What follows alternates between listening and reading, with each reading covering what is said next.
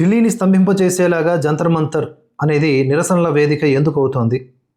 దాన్ని ఎందుకు పూర్తిగా క్లోజ్ చేయట్లేదు? శాశ్వతంగా అక్కడ నిరసనలు జరగకూడదు అనేలాగా ఎందుకు నిషేధించట్లేదు అని చెప్పేసి ఈరోజు ఢిల్లీ హైకోర్టు కూడా మాట్లాడింది. మొన్న సుప్రీంకోర్టులో కూడా ప్రజా ప్రయోజన వ్యాజ్యం ఒకటి దాఖలైంది ఇదే అంశం మీద. ఈ జంతర్ మంతర్ నిరసనలకు వేదిక కాకూడదు, అది సెంటర్ పాయింట్లో ఉంది. చిన్నపాటి నిరసన, ఒక 1000 మందితో నిరసన చేసినా కూడా మొత్తం జనజీవన వ్యవస్థ అస్తవ్యస్తం అయిపోతుంది. కనుక ఆ దిశగా ఆలోచించాలంటే సుప్రీంకోర్టు దాన్ని యాక్సెప్ట్ కూడా చేసింది, విచారణలో ఉంది అది. అయితే ఢిల్లీ హైకోర్టులో మరొక పిటిషన్ దాఖలైంది. అందులో భాగంగా అదే తరహా వ్యాఖ్యలు చేసింది కోర్టు. దేశ రాజధాని ఢిల్లీలోని నిరసన వేదిక జంతర్ మంతర్ను ఇంకా ఎందుకు మూసివేయడం లేదు అని చెప్పి హైకోర్టు కేంద్రాన్ని ప్రశ్నించింది. ఢిల్లీ హైకోర్టు అక్కడ తరచూ జరిగే నిరసనలు ప్రజా జీవనానికి ఆటంకం కలిగిస్తే ఈ నిరసన వేదికను మూసివేయొచ్చని సూచించింది. All India Dalit Christian rights protection committee వేసినటువంటి పిటిషన్పై కోర్టులో విచారణ జరిగింది.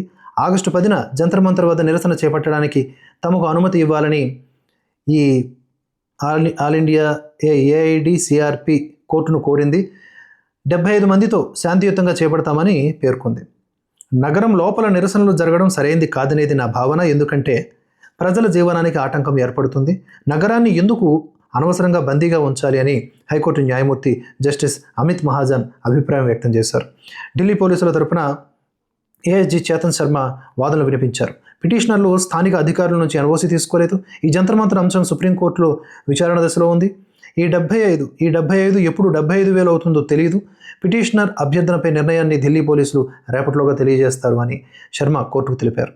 కాగా జంతర్ మంతర్ ఇకపై నిరసనలకు అనువైన వేదిక కాదు అని అది సుప్రీంకోర్టులో చర్చలు కూడా నడుస్తూ ఉన్నాయి, వాదనలు నడుస్తూ ఉన్నాయి. దాని మీద ఒక తీర్పు వచ్చే అవకాశం ఉంది.